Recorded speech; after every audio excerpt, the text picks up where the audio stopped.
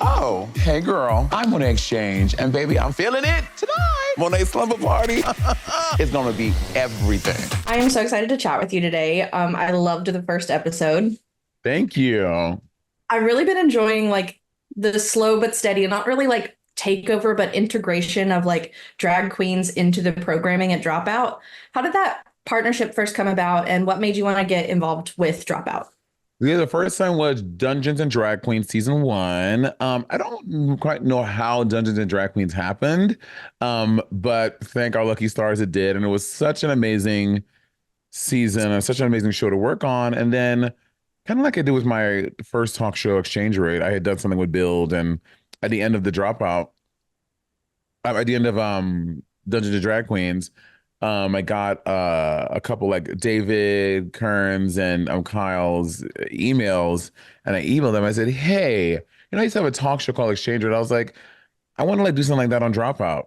Just shooting my shot, right? And they were like, okay. And then I sent them like all the information for Exchange Rate, and they were like, "Well, we're not looking for a talk show, but maybe we can think of something else." And then we had a few meetings, and we brainstormed ideas, and we came up with Monet Slumber Party.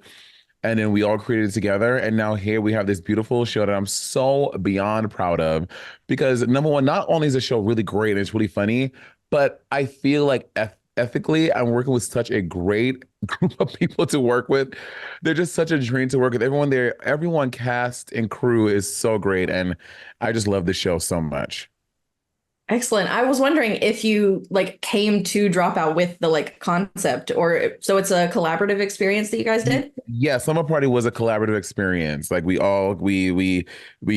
came up with it together. We had a bunch of meetings and we chatted and we talked. We thought, what about this? What about this idea? What would you like to do? And it became Summer Party. I love that. I love the whole concept for this series. It's sort of like a bit of wish fulfillment because, like, as queer people, we don't always necessarily get to have the sleepovers you see in movies, like Exactly. growing up. So, how did you like land on this concept? Yeah, I think it's a little bit of that, right? It's like, growing up, I wanted to go to slumber parties, but I was always afraid that I would get, a boner for the really hot guy that I had to sleep next to. So I didn't really participate on a fear of outing myself. But I always wanted to go to slumber parties with my girlfriends and like just hang out. And so this show gives that vibe, but in like a very, as I do, a very New York City sensitivity way. And it's just a bunch of queer people just like having cocktails and talking about real things about, love, life, sex, happiness, joy, sadness, like all those things. And guests come over. And I think what really sold me on the idea was when they brought about the idea of having this like puppet character. And I'm like, I love that. Like, give me like Pee-wee's Playhouse. I'm so down. And it just was like really interesting thing that I don't think I've seen done in a recent memory or ever maybe that there's like a queer show this way featuring these elements. So I think it's different and it makes me very excited about it. Absolutely. I loved the inclusion of the puppet and Mama as well. Mama. Hmm. Like, can you talk a bit about like having Mitch and Mama be like sort of like co-hosts with you as like mainstay elements on the show? Yeah, you look at any like of these like late shows or these shows. There's always like a sidekick kind of character, and I was like, why have one? We can have two. And Mitch and Mama add so much. They're both the actors. They're both so hilarious, and they're injecting their own Kidder and Priscilla, and they both injected their so much personality and gave the show so much life. And I think those elements again. I'm all about doing the thing, but making your thing special. And I think the having these characters makes the show special. It makes it the thing that people want to come, back for because it's like that different thing, right? And I love having those characters on the show. Absolutely. I loved Mitch asking for help taking a dick pic. Like that is just such a crazy I mean, don't we all? Sometimes you intro. see them and you're like, who Yeah, helped you take that picture? Or you see someone send you like a cute booty pic. I'm like, how did you get that ankle? Like, this so is highly produced. yeah, who knew all along it was Mitch out there helping folks take their nudes successfully. Um, so the set design for this show is really like something out of a fever dream, in my opinion. It's so gorgeous. I love the colors. Can you talk a bit about like creating the space for Monet's Slumber Party? Yes, we went, a lot of it are elements. So in my I guess I would call him my COO, the chief operating officer of Monét X Change Industries, Patrick. We developed this like color palette of colors that like I like to work with a lot and use a lot. So we sent the team this color palette. We're like, let's create stuff in this world. And obviously because of my name Monet, we try to infuse a lot of those puns and a lot of those virtues throughout the set. And things that I love, like my vanity, again, something I wish I could have done as a kid, have just a bunch of hot guys on my bedroom wall. But I didn't. So we wanted to put that in there, and like we had like a nice cityscape in the window.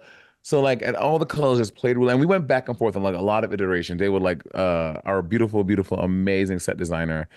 She would come back with a lot of really great ideas, and we would like fine tune and tweak and like what maybe try more of this, and then so it was just a collaborative effort and help creating the space that felt very me, but was and felt and looked very charming and also cool. Like I wanted to have Yeah. a cool bedroom like Zach or or Kelly Kapowski from Saved by the Bell. So I think we succeeded. My version of that. Yes. It's so stunning. I want to hang out there. You also have like so many fun like slumber party fantasy looks that you're turning for the show. How did you come up with each look for each episode, and do you have a favorite?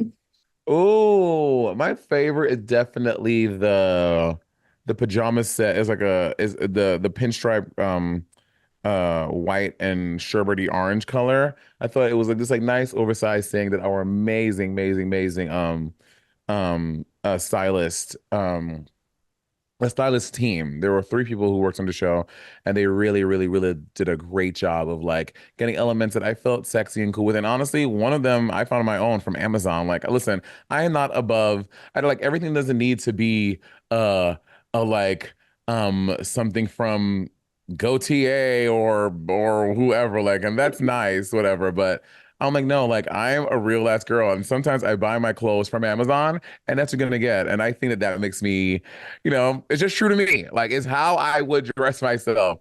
But luckily, the stylist team, they're like, okay, Monet, not everything can be from Amazon. We can also get some nice things from Neiman Marcus and nice places too. So they were definitely helpful in achieving that vision. But I like a nice high low. You know what I mean? You're gonna have some nice elements and cheap. I mean, the wigs are all expensive. The wigs are each one of them wigs I wore at least $1,500 for just some hair. So I thought, we like to mix it up and make it all be fun and economical when it needed to be. I love that. And I love that everybody is arriving in their pajamas, and I feel like I need to up my pajama game now, like and actually invest in my That's pajamas. funny. Like when they would tell me the thing about we're talking about like what the guests were gonna wear. I was like, they said a pajama thing. I was like, guys, I don't think people are gonna wear their pajamas. And every guest was like, they would come. They were like, thank God. Like I'm so happy I got to wear pajamas. I was like, yeah, I know, right? That's what I think too. But I'm happy everyone was on board. I thought people would be like, girl, I'm not gonna be on Steve in pajamas, but everyone did it and everyone looked great. Yeah, I mean, who can resist being cute and comfortable? You know what I mean? Exactly. Um, so there's a pretty fun musical number in that first episode. Are you guys actually going to use that as the theme song? You'll have to wait and see. I don't want to give anything away, but maybe that song will come back and you have to wait and see about how much does it cost? Monet. It's so catchy. It's been stuck in my head all weekend. It's a good song. It's really good. She Yeah, really got us. And Alaska's verse was so no surprise to anyone. Alaska's such a great songstress. Her verse was so good. absolutely. I was going to ask, that segment did seem to like play specifically towards like the strengths of the guests. Like especially Rachel and Alaska are kind of like known for their campy lyrics. Are the games for each episode sort of catered to the talent that you have? Well, we came up with a lot of these games before we knew who the talent was, right? So I think that in when we were casting each episode, I think there's an element of that we wanted to definitely like, Rachel Bloom is literally like she had an entire show writing songs and parodies, and it's amazing. So of course we wanted to have her on a musical episode, so in Alaska. And so yeah, we and Juju B as well. Like we wanted to definitely put people where their strengths were, but a lot of these games were not a lot of them, all of them were created before we ever had a cast. So it just all lucked out that people were able to do the episodes that we wanted them to do. Like the stars aligned. Yeah. Uh, will there be more musical numbers in the coming season? You know, music, yes. Music adjacent, yes. And if there aren't not enough music challenges in this season, y'all just have to ask for season two. Season Exactly. two, we can definitely honor your requests of more music episodes for sure. Excellent. Um, with with each of the games, in the trailer for the full series, it looks like you guys are playing like tons of different things. Are any of these games gonna be like recurring segments, or is it all new each time? No, the games are all new each time. There are some segments in there that are recurring, but the games are all new each time. We have segments like Love Monet and Radiant Roundtable that are mainstays that happen consistently throughout the episodes. But all the big games like Don't Wake Leather Daddy or Call Me Maybe, like all these games are ones that they're different every episode. That's so fun. And I also really loved the Love Monet section, so I'm excited that that's gonna Yes. come through I each. love talking. I love hearing people's conundrums in love because we all have them. We all have some version of that. So I love, love, love, love, love that segment too. I love hearing what people are going through. It also gives a really like good bit of like engagement with the audience so they can like see themselves getting those questions answered Right. from such wonderful people. Exactly. Yeah, for sure. So with all of the fun games coming up, do you have a favorite that you're looking forward to fans seeing the most?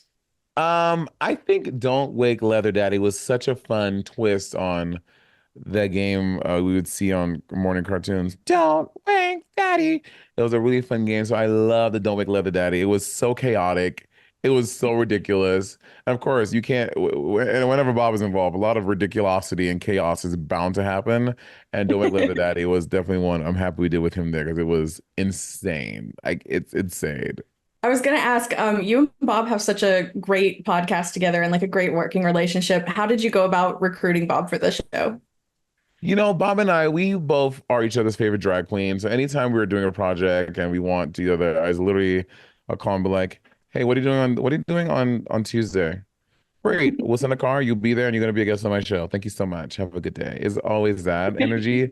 So it was just a confirmation of what he was touring Madonna at that time, actually. So he had to like, but how the shooting schedule ended up working. He ended up being in LA for the LA dates of Madonna. So it worked out perfectly. I love that. I'm very Mhm. excited for that episode. You have so many amazing guests coming up. Can you talk a bit about like who all you have coming and like who you're excited to like share these episodes with and like Oh yeah, I mean oh my God, we had like people like Atsuko, Ifina Diwe. We had Brennan Lee Mulligan, who is the freaking Beyonce of Dungeons and Dragons. Brennan was a part of So Show. Naomi Smalls, Kim Chi. So because I definitely wanted to have drag. I'm like, I am a drag queen. Drag is such a big part of my identity, and I love my queen. So we had as many queens as possible. We even had local girls, right? Not girls who are just on Drag Race. People like Meatball, who is not a Drag Race girl. She did Dragula, but I think Meatball is so funny. So having just like all different types of queer folks. Ross Hernandez, who's a trans comedian who is freaking hilarious. So just all different types of queer folk involved in this show because I think it's very important to always edify and lift up queer voices and queer spaces. So that's definitely something that made me very proud to be that the powers that be were in agreement with that. And I think that that makes me very happy. as a queer person myself, I love seeing more TV shows where I can like see my people and it's Yeah, so important. totally. I love that in this first episode, you even get a little appearance from Sam Reich. Um, and just like involving him in each little segment seems so fun. And he's just ever present, I feel, at Dropout. So what was it like having him on the show?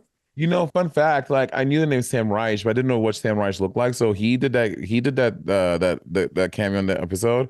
I had no idea that he was Mr. Dropout. But Sam is obviously what he's done with Dropout is amazing. I was actually watching like this YouTube thing about like why Dropout is so dope and so fierce, and a lot of it is because of him. So like to have him just be an innocent casual bystander on this episode with me and have no idea who he was lovely. And for him giving me the chance to have the show, right? So he was perfectly lovely and he played along with the game. And yeah, Sam was great. I love just like the entire vibe of this show. So can you give us a sort of like glimpse behind the curtain of like what a filming day is like for an episode? Ooh, so we did 2 episodes a day. Starting like I think I had to be at my call time on set was like 8, and we'll go ahead, we'll film the first episode by like 10:30, 11, and we finish by like 1:30. We'll get lunch, and then we would do it again for the next episode and be done by like 6, 7 o'clock. We did that for 3 days straight, and it was a lot to get done. But again, it's because the crew is amazing. Everyone has been so attentive because I've done a lot of very grateful, done a lot of TV things and filmings and this and the other, and people do not always take care of the drag. They don't realize that drag is a different beast. When everyone gets to go 10-1, which is industry term for go do number one, to go pee, like they don't realize I'm in drag. So that 5 minute 10-1 break is not going to work for me because I have to go back. They have to take nails off. I have to take a corset off. I have to do like, my 10-1 break is more like a 20-minute process. So Dropout is really conscious of that. And I think the more that they work with drag queens, they've gotten really great at identifying a lot of these things, which again is reason 417 why they're such a great company to work for, because, there are some companies that work with drag a lot and they still don't, always treat the queens as queens. So Mhm. I appreciate that in Dropout, and it definitely is something that made this experience amazing on these like very long shoot days, and because that's from 8 to 8. That's 12. That's a 12-hour shoot day. So it's great. I love that. It really shows that they care about like who is on these shows and like what Yeah, content they're making. And it's not just about making the content, it's about the people. exactly. Um, you have been on quite a few Dropout shows now, from like D20 to actually. And I was wondering if there are any other Dropout shows that you will appear on in the future or want to appear on in the future. This is my very thinly veiled attempt to get you on Game Changer because I love Game Changer. Okay, I want to get on Game Changer. I heard Game Changer is incredible. I would love to do Game Changer. What I'm crossing my fingers for is that there is a Dungeons and Drag Queens season 2. I mean, Yeah. season 1 was so cool and so dope. I want to continue on our campaign if the powers of the Lord in the sky allow it to happen. And yeah, I would love to do some more Dungeons and Drag Queens. It really made me fall in love with drag queen or with drag queens. I hate drag queens.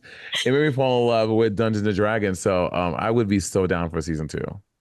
I love that so much. Everyone in my own little fruity D&D chat is so obsessed, and we were actually wondering like what were those shoot days like, and what was it like getting to play D&D and like entering that world. Oh yeah, those were long shoot days too, because we did 2 episodes again also for those days. And similar to Summer Party, they were about 12-hour shoot days. And but like one thing that didn't feel long about those is because Brennan is such an excellent storyteller. It was also our first time like experiencing it the D20 way, and just to see the story like unfold how it did. But like we would play straight for about 2.5 hours, 3 hours each time, and then we'll take a lunch break and do it again. And right after we finish the episode, we would film Adventure Party, where we talk about what Mhm. just happened in the episode. So it was always like fresh and it was just so exciting. And just to see like the real life freaking tears that were happening and like how emotional it got. Like I don't think any of us were expecting to get emotional or to feel the emotion in a Dungeons and Dragons campaign. We were like, yeah, okay. Because they told us, we were like, okay, girl, whatever. And then cut to episode 2, we were all like, okay, girl, whatever. And it's because Exactly. of it was an amazing time. Yeah, and Brennan has such an incredible like ability to tell a story that you just get pulled in. Yeah. I want him to read my obituary when I die. I would listen to Brennan read anything. Right? Monet, what's going on? You know, be cute. You also absolutely like bodied your episode of Actually. Would you return and like defend your crown on Actually? I love going back to defend my crown where I have made these other contestants my sons, as Nicki Minaj would say. So yeah, actually was such a fun game, and I really think I really did a good job. Yes, I would absolutely do a season two for sure. Dropout also recently aired their first like stand-up special with Hank Green. Is that something that you would do with Dropout maybe in the future? Like I a didn't know Monet stand-up? that. Yeah. I didn't know they did. I mean, yes, I would absolutely do that. Stand-up is something I've been doing over the past 3 years. Oh my God, 3 years already. And it's been so fun. And actually this fall I'm going back into my stand-up world and doing some new material and getting some more stand-up stuff done to record a special for next year. Yeah, I would absolutely do that. I didn't know that they did specials. That's amazing. Yeah, I think this is like the first one as far as I know. And so it's very exciting and new. Yeah, for sure. Looking forward to the rest of the season of Slumber Party. What are you just most excited for fans to see about like this world that you've created and like yeah. I'm most excited for fans to see like the fun that we all had doing the show. I think that that's something that all the guests said to me when they were leaving. They're like, "Oh my God, Monet, this was so fun." And I'm like, "Yeah, I agree." And I hope that when people watch the show, they feel that vibe, they feel that energy, and they see that we are just out here having a good old queer ass time. Um, yeah, I want people to feel the dopeness and the flyness and just the creativity that we all exhibited in our storytelling, in our answering questions, in our advice. I want to feel all of that. I want people to feel all of that. I'm very much looking forward to the rest of the season, and I can't wait to for everyone else to also see what you've created. And I think it's such an important, fun show because we need more fun, like Yeah. in the world that we're in at this point.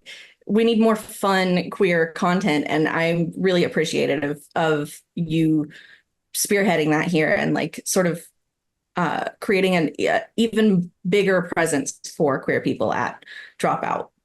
Thank you so much. That truly means a lot to me, and I'm happy to create the content. If people will watch it. If people gonna click, I will be there to create it. I'm like 100%. Excellent. Thank you so much for sitting down Thank you, and darling. chatting. Thank you.